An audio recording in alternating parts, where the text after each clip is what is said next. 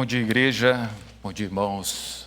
A graça e a paz do nosso Senhor e Salvador Jesus Cristo. Mais uma manhã, gloriosa manhã, dia do Senhor, que temos essa misericórdia grandiosa de estarmos juntos. Antes de mais nada, já quero fazer a recomendação, que tem me proposto aqui a trazer sempre uma recomendação de leitura. E infelizmente eu tive que trazer aquela que é assustadora, mas é uma excelente continuidade daquilo que nós terminamos agora, a nossa série no programa de ensino bíblico das terças-feiras, sobre membresia. Pelo menos terminamos aquele material das 9 marcas que foi trabalhado. E aqui temos então o Jonathan Leeman, do Ministério 9 Marcas, o livro mais robusto dele sobre a igreja e a surpreendente ofensa do amor de Deus, reintroduzindo as doutrinas sobre a membresia e a disciplina da igreja. Então, recomendado.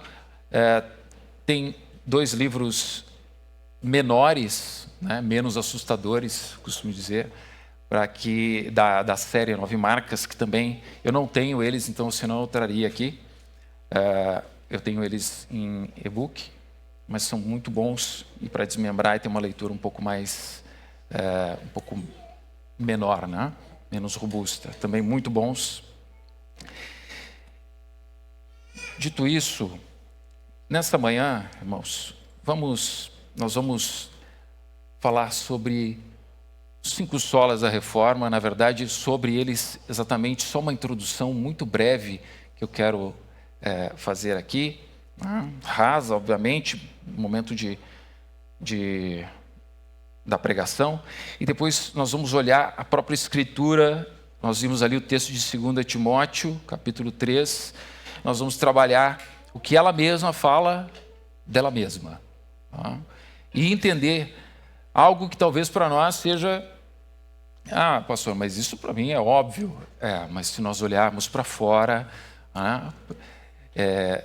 às vezes não é para todo mundo óbvio, mas para fora daqui nós vamos ver a condição da igreja hoje. Nós vamos entender que isso não tem, essa obviedade, ela não acontece assim de forma espontânea, não. E nós precisamos ser sempre trazidos à realidade dessas coisas. E hoje vamos trabalhar primeiro sola, que seria o sola escritura, somente a escritura, para reforçarmos esse conceito, entendermos exatamente que a profundidade do que e a grandeza e o tesouro que temos em nossas mãos, e por que ele é tão importante e até aonde vai essa importância. Amém? Então, eu vou ler rapidamente aqui, como de costume, o texto que nós depois vamos fazer a sequência, a introdução. 2 Timóteo, capítulo 3, versos 16 e 17, a palavra diz assim: toda a Escritura é inspirada por Deus e útil para o ensino, para a repreensão, para a correção, para a educação na justiça, a fim de que o homem de Deus seja perfeito e perfeitamente habilitado para toda boa obra. Vamos orar. Senhor, nosso Deus, mais uma manhã, Senhor, estamos aqui, somos expostos à Tua Palavra. Tu bem sabes das nossas extremas dificuldades, nossas fraquezas. Tu conheces, Senhor, ó Deus, o coração de cada um aqui nessa manhã, que vai ouvir a Tua Palavra, que vai ser esclarecido, não por si mesmo, mas pelo Teu Espírito. E é esse mesmo Espírito que pedimos aqui, Senhor, nessa manhã, que esse Espírito Santíssimo esteja ajudando-me a pregar com fidelidade a Tua Palavra, e também, Senhor, fazendo com que haja clareza, iluminando o entendimento, para que sejamos, Deus, esclarecidos naquilo que é a Tua revelação. Pai, ajuda-nos, Senhor, ajuda-nos. Visitamos toda a carta de Romanos, que essa carta também possa ainda ecoar, Senhor, os nossos corações e estar conosco aqui também a Tua palavra bendita e fazendo sentido para as nossas vidas. Que não nos deixa, Senhor, cegos, surdos, mas esclarece-nos, nós te pedimos, por favor, por misericórdia, para que possamos viver uma vida que te agrade, uma vida de santidade que se amolde e seja mais parecida com a vida do teu Filho. Que assim seja, nós oramos agradecidos em nome do teu Filho Jesus Cristo amado. Amém. Amém. Amém, irmãos. Então, bom, nós terminamos a carta de Paulo aos Romanos e eu achei por bem aproveitar esse período de outubro para tratarmos dos princípios que orientaram a assim chamada reforma protestante do século XVI. E como introdução, vamos falar um pouco do que aconteceu para que se deflagrasse essa reforma protestante e em seguida nós vamos seguir então com o nosso texto. Mas, irmãos, olhando para trás, olhando para os séculos para trás, houve momentos na história da igreja em que parecia que as trevas literalmente engoliriam a luz. Havia uma percepção de grande escuridão nesse sentido. Foram séculos e séculos de tradições humanas que quiseram fazer isso, né? Suplantar, encobrir a verdade a respeito do precioso tesouro que é a palavra de Deus e do seu Filho Jesus Cristo e tudo que é concernente à vida e à salvação do homem.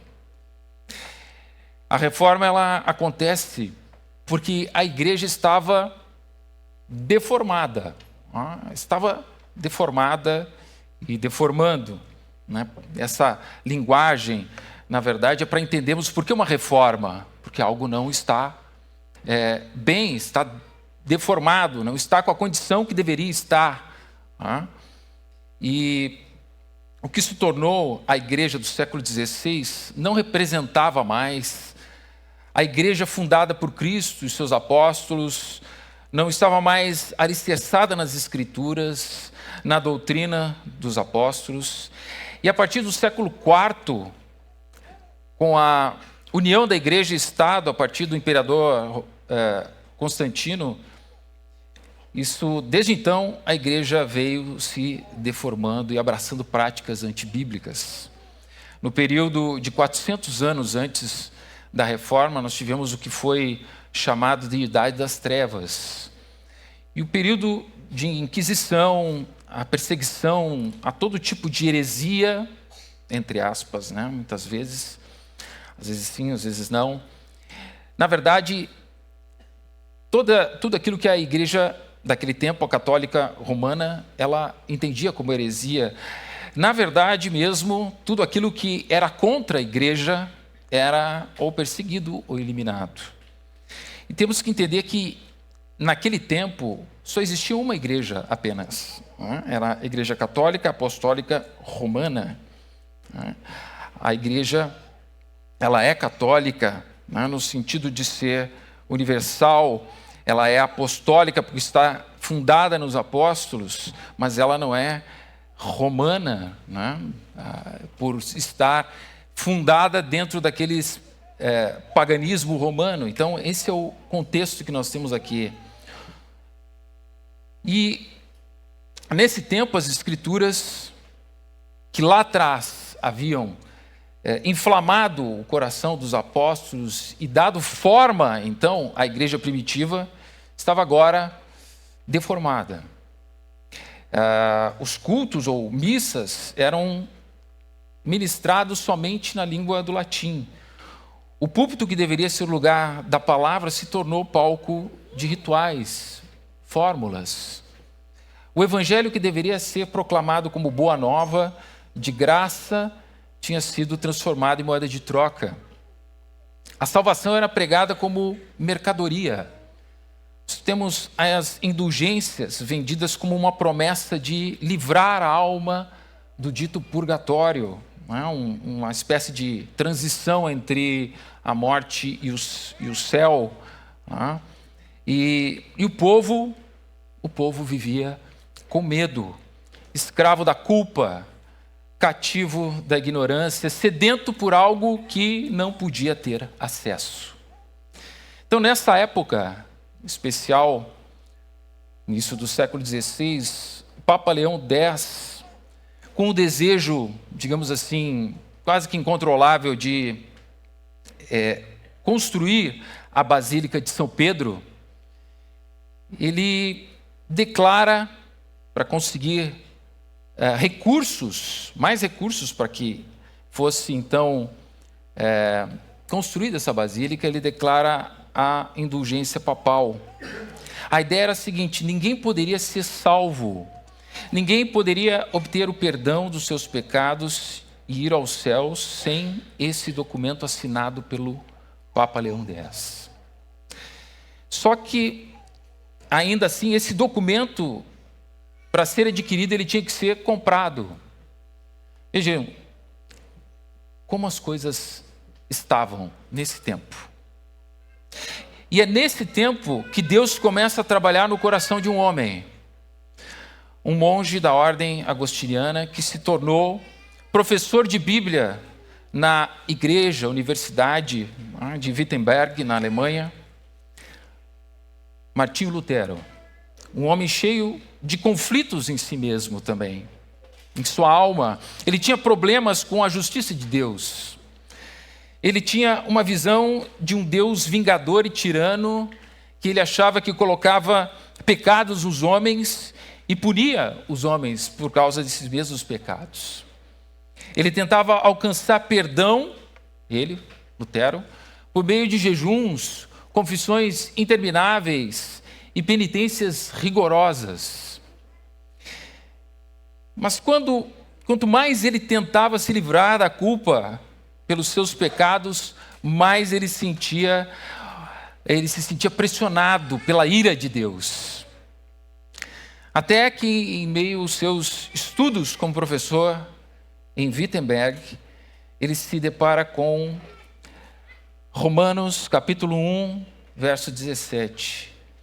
E ele lê, agora, de novo, na verdade, mas de uma forma diferente. Ele lê, o justo viverá por fé.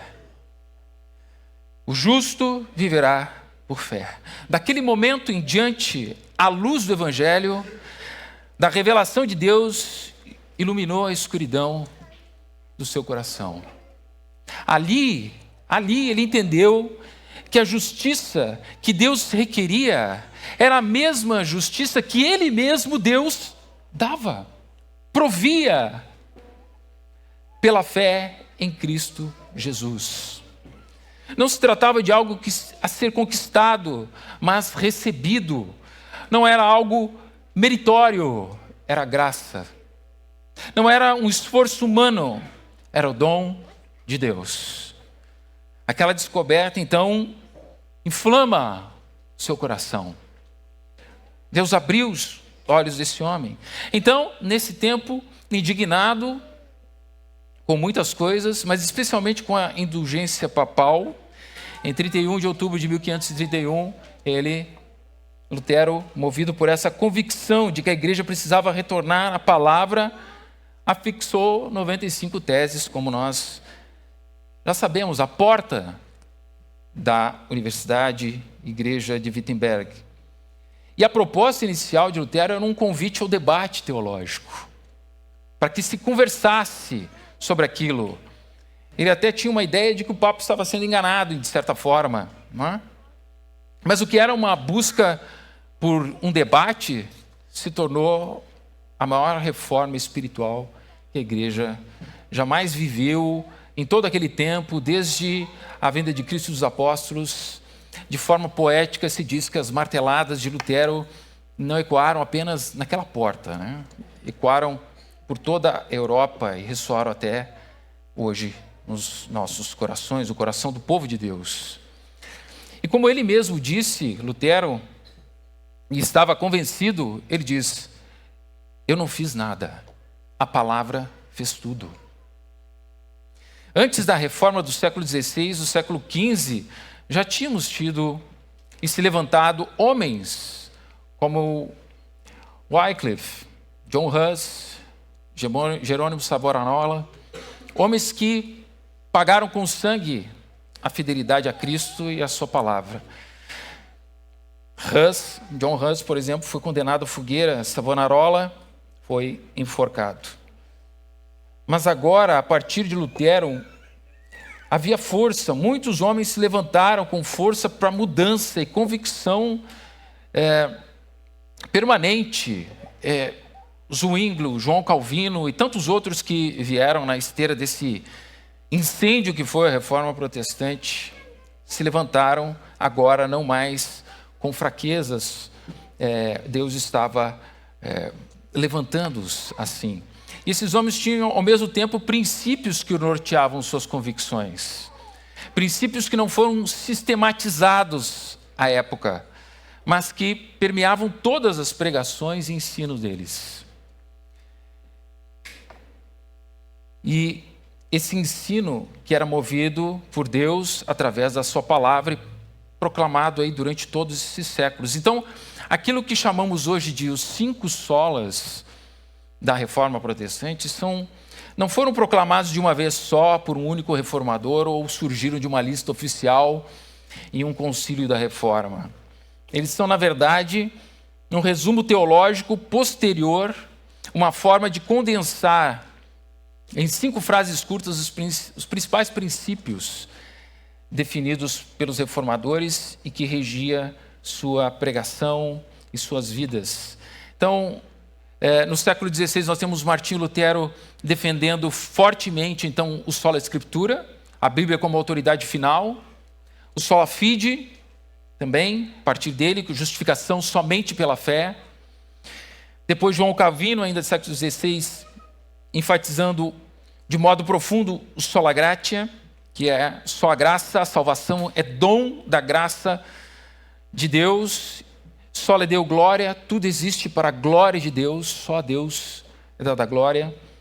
E a partir do século XVII para o XVIII, esse lema começa a ser reunido então em catecismos, serem usados esses mesmos princípios em confissões, escritos reformados, mas eles ainda não estavam organizados como os 5 solas. As confissões, por exemplo, de Westminster, em 1646, Confissão de Fé Batista ou Londrina de 1689, já carregavam esses princípios. E no século 19 e 20, então, foi apenas mais tarde, nesses séculos, que os teólogos de linha reformada, especialmente no contexto acadêmico, compilaram e organizaram as frases em uma sequência clara de 5 solas. Ou seja, essa famosa lista de 5 expressões, sola Scriptura, sola fide, sola gratia, sola Christus, sola Deo gloria. Essas expressões são fruto de um esforço sistemático posterior, então, para resumir o espírito dessa reforma. E cada um desses homens com um contexto diferente, eles afirmavam a mesma ou as mesmas verdades. Somente a Escritura é a voz infalível de Deus. Nenhum papa, nenhum concílio, nenhuma tradição possui autoridade acima da palavra de Deus. A Bíblia não é apenas suficiente para a fé, ela é a própria norma pela qual tudo deve ser julgado. Por isso, o primeiro dos 5 pilares da reforma, e que eu quero tratar essa manhã, é o sola Scriptura. E de fato, na prática, significa que o homem, agora, nesse contexto da reforma, podia novamente ouvir o próprio Deus falando. Né? Significava que a consciência humana estava livre da tirania do sistema, na época tirânico, porque agora se curvava apenas e diante da autoridade suprema das Escrituras. Esses 5 pilares não são apenas slogans do passado. Eles continuam sendo uma espécie de bússola espiritual que mantém firme a verdade e as verdades da palavra. Então, hoje, mais de 500 anos depois, essa convicção ela continua sendo o coração pulsante da reforma protestante. Quando dizemos sola Escritura, afirmamos que a Bíblia é a única regra infalível de fé e prática, suficiente para a salvação, para a santificação e para a missão da igreja. A tradição pode servir, sim. A razão pode e vai nos auxiliar, claro, mas somente a Escritura, ela reina. Tudo está debaixo dela. A reforma foi mais do que um movimento histórico, foi o despertar, então, de um povo que voltou a ouvir a voz de Deus. E é exatamente isso que nós precisamos hoje. Não uma nova reforma, mas o mesmo espírito da antiga. Um retorno humilde, obediente e apaixonado à palavra de Deus. É isso que nós precisamos hoje. Hoje, então, nós vamos nos concentrar nesses primeiros deles, nesse primeiro sola, que é a base de todos os outros, porque se não tivéssemos a palavra, a Bíblia, como nossa autoridade final suficiente, nunca poderíamos entender corretamente a graça, a fé, a Cristo, a glória de Deus. Então, vamos fazer isso olhando brevemente para a palavra do Senhor. As palavras de Paulo em sua segunda carta ao seu pupilo e cooperador na pregação do Evangelho, o jovem Timóteo. Nós vimos que ele está no final da carta aos Romanos, é citado. E esse texto, esses versos de 2 Timóteo, eles começam assim: toda Escritura é inspirada por Deus. Vejam o que Paulo está falando aqui. Ele começa essa instrução a Timóteo dessa forma. Paulo faz uma grande, incisiva e clara afirmação aqui. E que nós precisamos parar e refletir. Ele faz uma afirmação das Escrituras e sobre as Escrituras. Ele diz: toda a Escritura é inspirada por Deus. Aqui, parafraseando um pouquinho o apóstolo Paulo, ele está dizendo assim: as Escrituras não têm origem em nada além de Deus. Não tem origem em nada além dele. Não é uma origem no homem ou em qualquer coisa criada por Deus. Não. Elas não brotam do intelecto humano, da imaginação de profetas religiosos. Elas não vêm de um coração como o nosso, totalmente corrupto, incapaz de perceber as coisas e ter o entendimento das coisas de Deus. Mas elas vêm e procedem de Deus. A expressão aqui usada, grega, traduzida como inspirada, nessa frase, significa soprada por Deus. Literalmente soprada por Deus. Não inspirada no sentido de moderno, como dizemos que um poeta assim, foi inspirado pela beleza do sol, então escreveu isso ou aquilo, mas no sentido de que Deus exalou sua própria palavra. A Escritura é o resultado do, então, sopro de Deus, sopro do Deus vivo. Pedro afirma essas verdades quando diz em 2 Pedro, capítulo 1, verso 21, ele diz, veja o que Pedro fala: nunca, porque nunca, a ênfase que ele dá, nunca, jamais, vamos apegar essas duas, nunca, jamais, qualquer profecia foi dada por vontade humana. Veja uma declaração do apóstolo Pedro: nunca, jamais, qualquer profecia foi dada por vontade humana. Entretanto, homens santos falaram da parte de Deus, movidos pelo Espírito Santo. O Espírito não anulou a personalidade dos escritores, mas o Espírito fez o que ele sempre faz: nos guia pelo caminho da verdade, guiou de modo soberano, preservando esses homens do erro e conduzindo-os à exata expressão da vontade de Deus. Moisés, Davi, Isaías, Mateus, Paulo, todos homens diferentes, com estilos diferentes, contextos diferentes e épocas totalmente distintas, mas um mesmo autor supremo, o Deus triuno. Por isso, toda vez que nós abrimos as Escrituras, ouvimos o quê? A própria voz de Deus. Deus falar. Não apenas lemos palavras sobre Deus, mas ouvimos o Deus das palavras. A Reforma recuperou essa consciência perdida.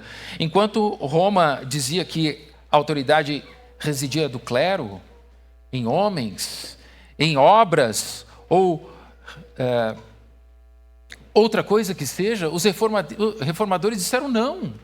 Não, a autoridade reside naquilo que é soprado por Deus, nas Escrituras.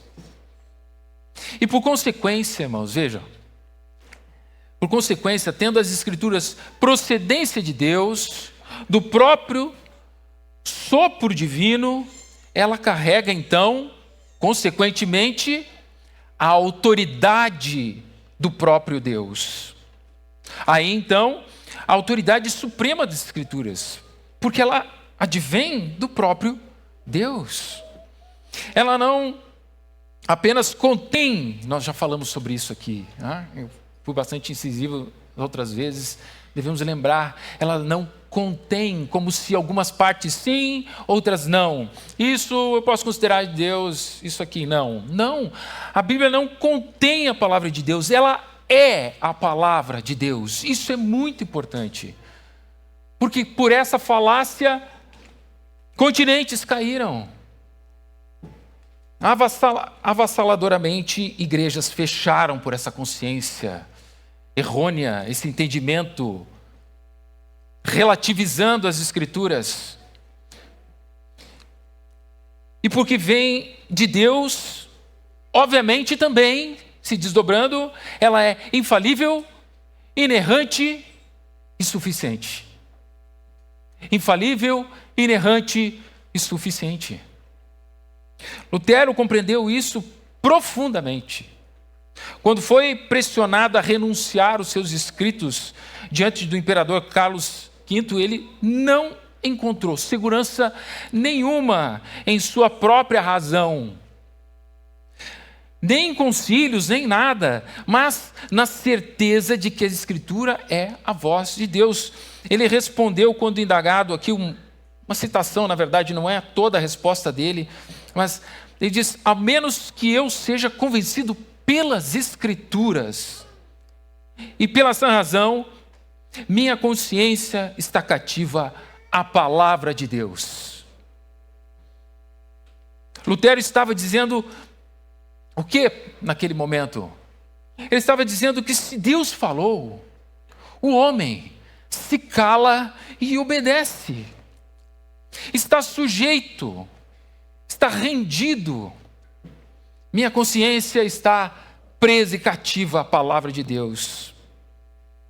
Essa é a essência do sola Escritura, irmãos. Toda autoridade doutrinária, moral, espiritual deve se submeter à voz infalível das Escrituras. Vejam, dentro de todas essas afirmações também, é importante nós entendermos que Deus não falou, irmãos, para nos confundir. Muitas vezes, quem lê a palavra e parece não entendê-la, ele põe a culpa em Deus, né? Mas Deus não falou para nos confundir, mas para revelar. Revelar é a revelação de Deus, tudo o que temos visto. O mesmo Espírito que inspirou os escritores ilumina os leitores regenerados.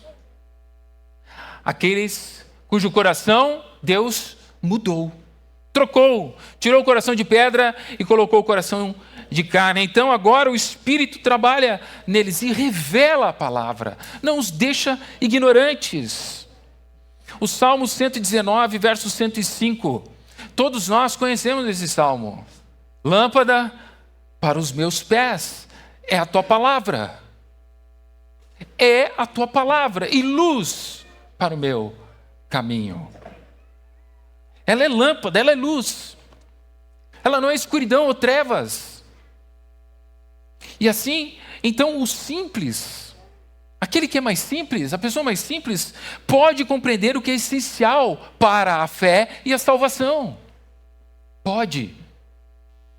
O Espírito dará essa compreensão das coisas básicas e fundamentais. Salmo 19, versos 7 e 8 diz assim, vejam, a lei do Senhor, aqui está falando sempre da palavra, né? A lei do Senhor é perfeita. Testemunho da própria Escritura a respeito dela. A lei do Senhor é perfeita. Ela faz o quê? Restaura a alma. Olha a profundidade das Escrituras. Olha a suficiência das Escrituras. Até onde ela vai? Ela restaura a alma. Há uma alma ferida, há uma alma angustiada. Ela restaura a alma. O testemunho do Senhor é fiel. E dá o quê? Sabedoria àquele que é simples. Dá sabedoria. Os preceitos do Senhor são retos. E fazem o quê? Alegram o coração. Mais uma vez está lá, na alma, no coração, no interior, no íntimo do homem. É o efeito, é a espada do Espírito. A palavra de Deus. O mandamento do Senhor é puro e faz o quê? Ilumina os olhos. Luz, não trevas. Luz, luz. Perceba, a palavra é perfeita, fiel, pura e reta. Todos os atributos que só podemos encontrar naquele de quem procede a palavra. E o contrário das tradições humanas que permitem, ou as tradições humanas que oprimem, obscurecem as Escrituras ou o entendimento, a palavra liberta e ilumina. E ainda assim, por consequência dessa declaração de Paulo, toda a Escritura é inspirada por Deus, e tudo isso que estamos desdobrando aqui, considerando a fonte, que é Deus, a autoridade, porque vem de Deus, então tem autoridade, considerando a perfeição, a fidelidade, a pureza das Escrituras, temos que saber e ter firme em nosso coração aquilo que Jesus afirmou em João 10:35, respondendo a judeus, em meio à sua resposta, ele diz, e a Escritura não pode falhar. Em meio à sua fala, ele diz, a Escritura não pode falhar. Não era uma dúvida, era uma certeza. A Escritura não pode falhar. E quem é que não pode falhar? Deus. Vejam, isso tudo ligado ao próprio caráter de Deus. Em outra ocasião ele declarou, o versículo que nós conhecemos, os céus e a terra passarão, Mateus 24:35, mas as minhas palavras não hão de passar. O que o Senhor está dizendo aqui é que a palavra de Deus é eterna, imutável e soberana. Sobre todas as coisas. Os reinos se levantam e caem, irmãos. Reinos se levantam e caem. O que nós vemos hoje, ouvimos as notícias, todos esses, eles acham que são independentes. Na sua arrogância, na sua prepotência, reinos vêm, se levantam e caem. As culturas mudam, nós voltamos ao pó, um dia estamos, somos e no outro não existimos mais. Mas a palavra do Senhor permanece firme com o propósito que Deus colocou e o propósito do Deus que a estabeleceu, proferiu. E aqui a reflexão para nós. Pergunte-se nessa manhã. Se faça essa pergunta e responda a ela. Você tem encontrado na palavra de Deus essa autoridade, perfeição, impossibilidade de falha, retidão e pureza. Você tem encontrado nas Escrituras essas coisas? Elas são para você essas verdades aqui? A sua convicção guiará a sua jornada. A sua convicção sobre essas coisas guiará a sua jornada. A sua profundidade em receber, acreditar e viver essa verdade vai guiar e definir a sua jornada nesse tempo e além. Vai definir o seu fim último. Essa convicção, ela vai fazer com que você não relativize o poder da palavra.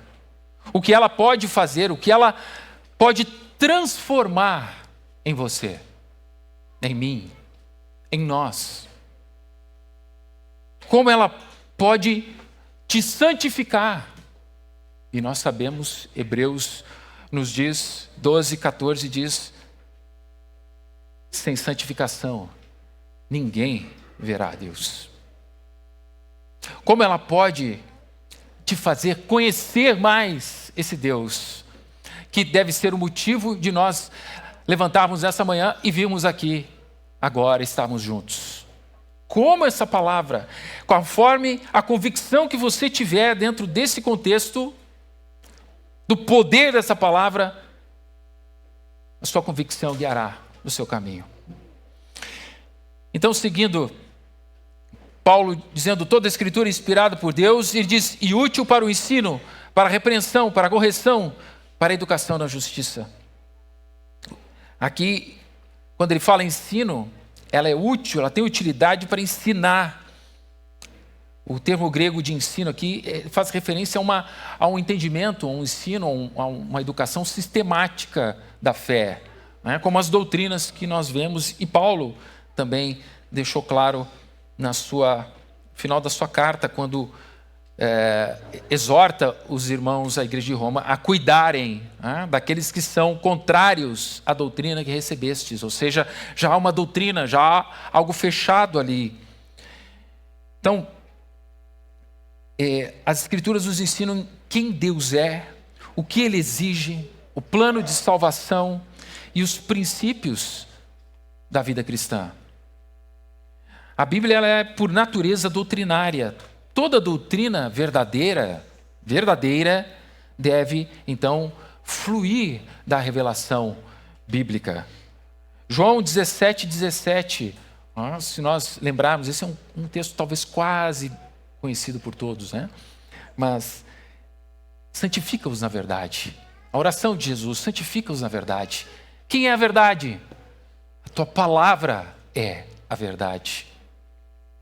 Romanos, nós vimos há pouco, 15:4, pois tudo quanto foi escrito no passado para o nosso ensino foi escrito.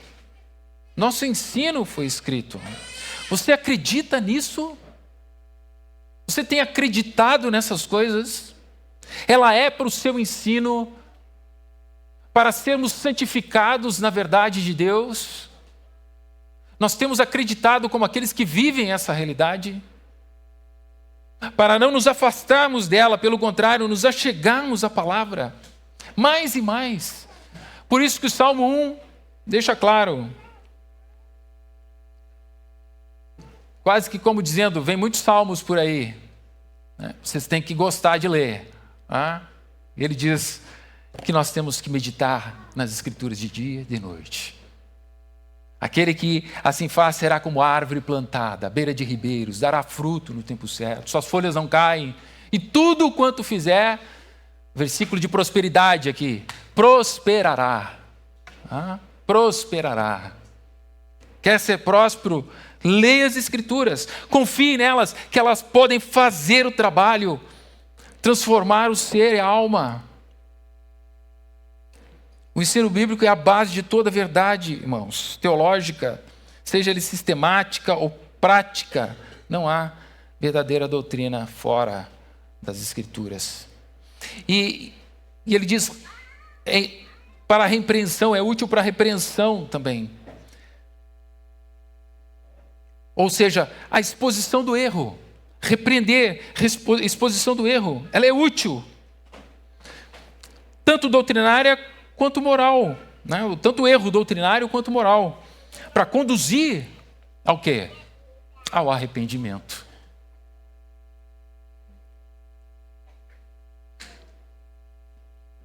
Útil para repreensão. A expor o erro para levar aquele que é repreendido por ela ao arrependimento, a se converter dos seus caminhos, a mudar o seu sentido, a ir contrário àquilo que Deus odeia, ou ir a favor daquilo que Deus ama. A palavra de Deus, ela atua como um espelho da alma, revelando o pecado e chamando o pecador à confissão. Por meio da palavra, nós vimos Lutero encontrando o tesouro na palavra. E ele é esclarecido por ela. Hebreus 4:12 diz, porque a palavra de Deus é viva e eficaz. Vejam, ela não está morta. Ela é viva e eficaz. É mais cortante que qualquer espada de 2 gumes e penetra até o ponto de dividir alma e espírito, junto e medulas, e é apta para discernir. Veja o poder da palavra em você e em mim. Discernir os pensamentos e o propósito do coração. Aquele lugar que muitas vezes parece obscuro, mas é de lá que vem a nossa vontade de fazer ou não, de seguir ou não, de proferir algo ou não. É de lá, é do coração. E ela é apta para discernir os pensamentos e os propósitos do coração. Efésios 5:11. Não participe das obras infrutíferas das trevas, antes exponham-nas à luz. Correção. Ou repreensão. Repreensão. Expor o erro. Exponham-nas à luz. E aqui eu uso, e não é contraditório dizer isso, eu uso a Confissão de Fé de 1689, capítulo 1, o item 6, ele diz: todo o conselho de Deus concernente a todas as coisas necessárias para a sua própria glória, para a salvação do homem, a fé e a vida, está expressamente declarado ou necessariamente contido na Sagrada Escritura. Por que eu posso usar uma confissão de fé? Irmãos, não estou dizendo que a Escritura é plenamente, é totalmente, né? Como assim uma confissão de fé? Porque só a Escritura não significa que a Bíblia é a única fonte de total conhecimento, mas que todo o conhecimento está sujeito às Escrituras, à revelação de Deus. Esse é o ponto. Então toda a ciência, toda a política, toda a economia, todo o conhecimento gerado, ele deve estar debaixo da palavra de Deus. E esses homens que fizeram essa confissão de fé, eles resumiram a suma da sua fé, em vista das Escrituras. E eles, considerando juntos, viram que todo o conselho de Deus concernente a todas as coisas necessárias para a própria glória, para a sua própria glória, para a salvação do homem, a fé, a vida, está expressamente declarado ou necessariamente contido na Escritura Sagrada. 1689, vejam, esses homens já sabiam. A palavra repreende, nos repreende a igreja, que se afasta do padrão da verdade. É o juízo do Senhor que nos disciplina em amor, como Hebreus nós encontramos, nós vemos lá, o Senhor ama, aqueles que Ele ama, Ele disciplina, Ele corrige, Ele açoita, como diz a tradução. E Ele diz ainda que, além da repreensão, é útil para correção. E aqui no grego também tem a ideia de restauração à retidão, essa correção. Restauração à retidão. Isso que a palavra faz. Como exemplo ruim, né? Mas um osso deslocado que é colocado no lugar.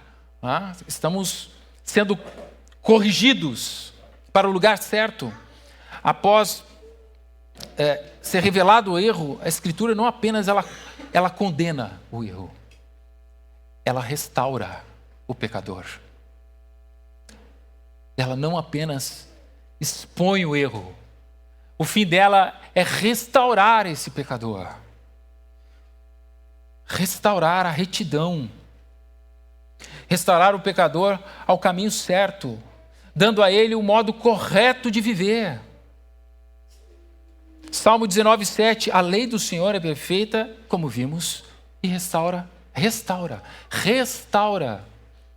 restauração à retidão, restaura a alma à retidão. Tiago 5:19, quando ele diz, se alguém entre vós se desvia da verdade, o desvio, e alguém o trouxer de volta, digamos assim, é o que está dizendo ali, né? A NVI traz essa tradução de volta, né? Se alguém o trouxer de volta. Ou seja, se alguém se desviar da palavra, essa mesma palavra o repreende e o corrige. Corrige a sua rota, corrige o caminho, corrige o coração.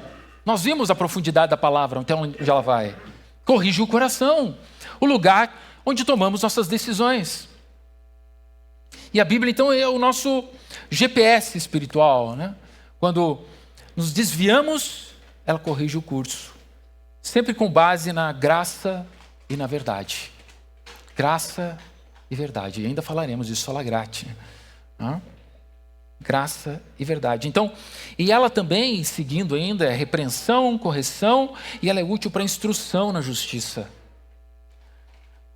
Aqui a expressão traduzida como instrução na justiça, ela vai nesse sentido diferente do ensino ali. Ele é uma educação contínua, é um conhecimento continuado, como uma disciplina de pai para filho que se estende durante a vida dessa criança, que forma a virtude moral e espiritual nela. É isso que ele está falando, a instrução na justiça.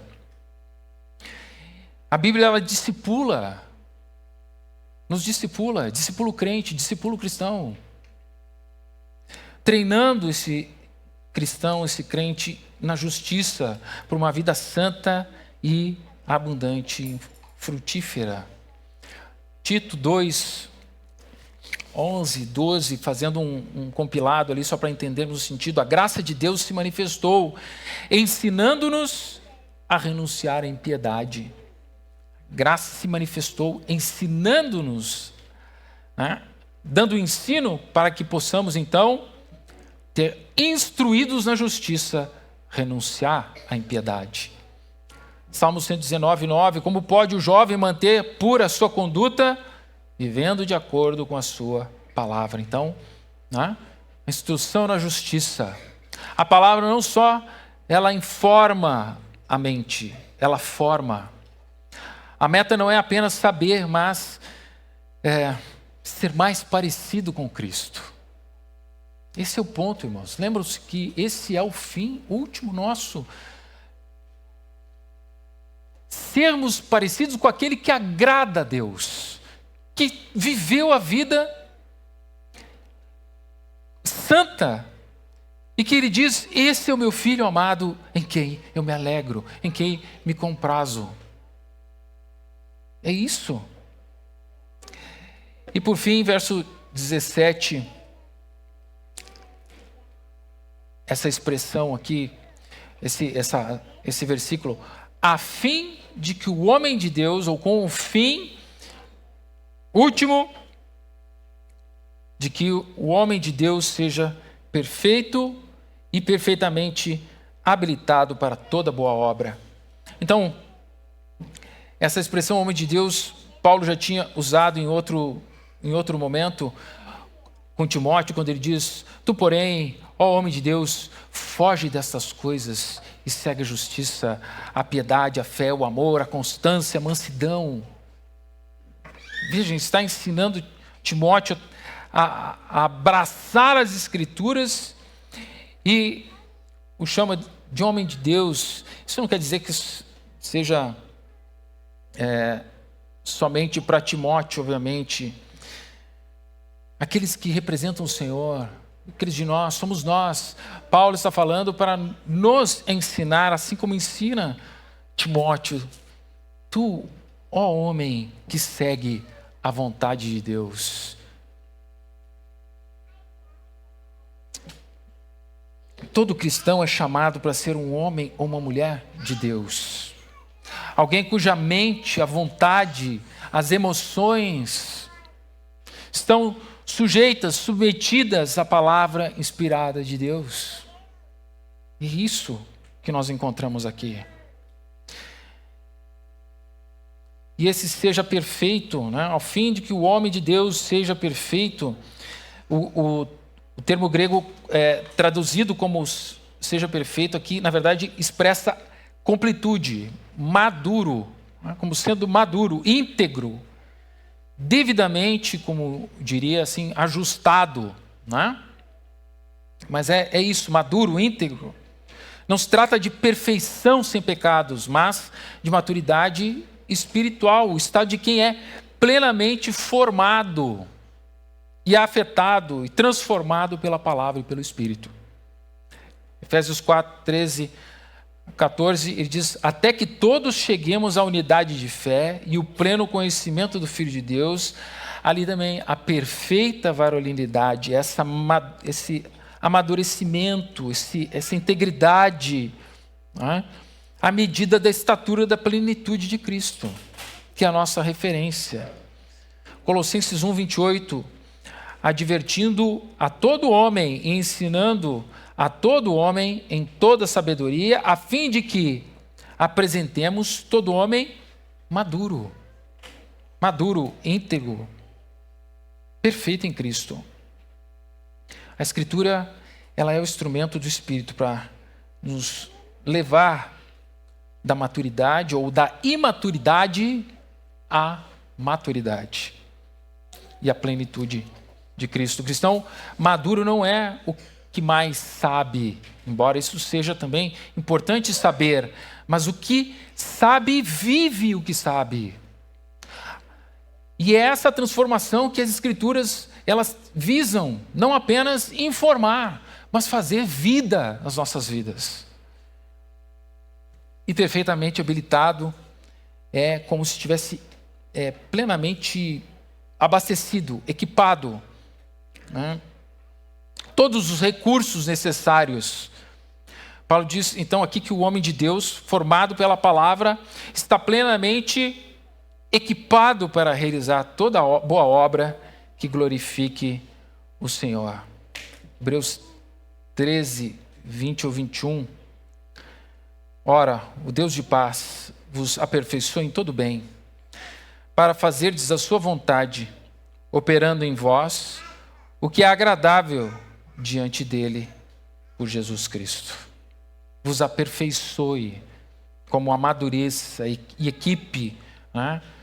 Deixe plenamente cheios de os recursos suficientes para todo bem, para fazer todo bem, para fazer a sua vontade, operando em vós o que é agradável diante dele, por meio de Jesus Cristo. Um homem ou a mulher de Deus que se alimenta da palavra está preparado para viver.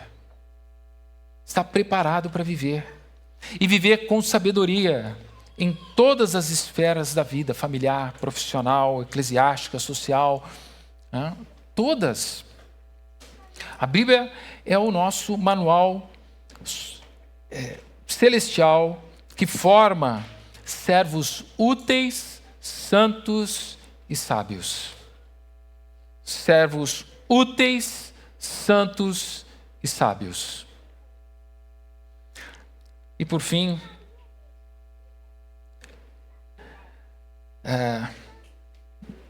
Paulo mostra que a Escritura nos equipa para toda boa obra, abrangendo todas as áreas da nossa vida, né? Colossenses 1:10 nos diz: vivendo de maneira digna do Senhor, para seu inteiro agrado, frutificando em toda boa obra e crescendo no pleno conhecimento de Deus. Frutificando em toda boa obra e crescendo no quê? Em conhecer a Deus. Em conhecer aquele que nós dizemos servir. Aquele que nos conheceu no tempo e nos alcançou. Aquele que teve misericórdia das nossas vidas. Aquele por quem Cristo morreu. Esse deve conhecer, crescer no conhecimento. Nós devemos crescer no conhecimento de Deus. A palavra não apenas vai nos guiar, irmãos, a crer corretamente, mas a viver. Viver. E esse é sempre o desafio nosso, de que nesta manhã, ouvindo essas coisas, nós possamos mudar, sermos transformados e vivermos essas verdades. Vivermos essas verdades. Toda boa obra começa com o coração instruído pelas Escrituras e tem seu fim para a glória de Deus. Para a glória de Deus. É por isso. E é para onde tudo isso vai nos levar. É para onde as Escrituras nos levam. Para o fim de glorificarmos o nosso Deus. O que aprendemos hoje aqui, irmãos? Que a Escritura ela tem origem divina, inspirada por Deus, que ela é suficiente, autoritativa, tem autoridade e é infalível, que ela ensina, corrige, transforma e capacita, que ela forma o homem e a mulher de Deus, nos forma para uma vida frutífera em toda boa obra, para a glória de Deus, a semelhança de Cristo. É por meio dessa Escritura que conhecemos o plano de salvação do Senhor. É por meio dessa Escritura que conhecemos o nosso Senhor e Salvador, Jesus Cristo. Que temos a consciência do sangue que foi derramado pelas nossas vidas e temos a consciência da misericórdia de Deus que nos alcançou. Que as Escrituras sejam somente as Escrituras para nós. Que seja a voz do Senhor. Que elas tenham autoridade, a autoridade de Deus. Tenham para nós, para você, para cada um de nós, a autoridade que ela deve ter. Que possam nos ensinar, repreender, nos corrigir, educar na justiça, sendo nós, esses homens e mulheres perfeitos, capacitados e aptos para toda boa obra, para a glória de Deus, por meio de Jesus Cristo. Que seja assim, sola Escritura. Vamos orar.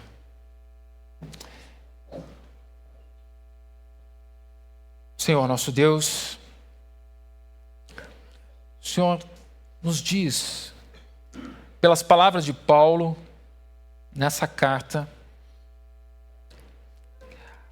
a profundidade, a autoridade, Senhor, das Tuas Escrituras, da Tua palavra santa, verdadeira, fiel, infalível, suficiente, Senhor. Ó Pai santo e bendito, pedimos nessa manhã que essa verdade não seja apenas uma verdade escrita aqui, Senhor, para nós, mas que ela adentre, tome o rumo do nosso coração, chegue ao profundo do nosso ser, faça lá morada, Senhor, e lá se estabeleça, para nos dar coragem, para nos corrigir, nos admoestar, nos educar, nos repreender, nos consolar, nos tornar humildes, mansos. Senhor, que essa palavra lá no profundo do nosso ser faça, Senhor, por misericórdia a obra. Transforme o nosso coração. Ilumine, esclareça. Não nos deixa, Senhor, ignorantes na escuridão, como aqueles que ouvem, mas não escutam, como aqueles que enxergam, mas não veem. Ajuda-nos, por favor. Nós te pedimos sempre e te pedimos, Senhor, com alegria, sabendo que Tu és Deus bondoso, generoso, misericordioso, que as nossas palavras e orações não são em vão. Elas chegam até Ti. E Tu, Senhor, com graciosidade, nos ouvindo, nos dá, Senhor, da Tua boa mão. Nós esperando nessa boa vontade Tua, Senhor, nessa misericórdia, nós oramos aqui com fé, agradecidos, em nome do Teu Filho amado, Jesus Cristo. Amém.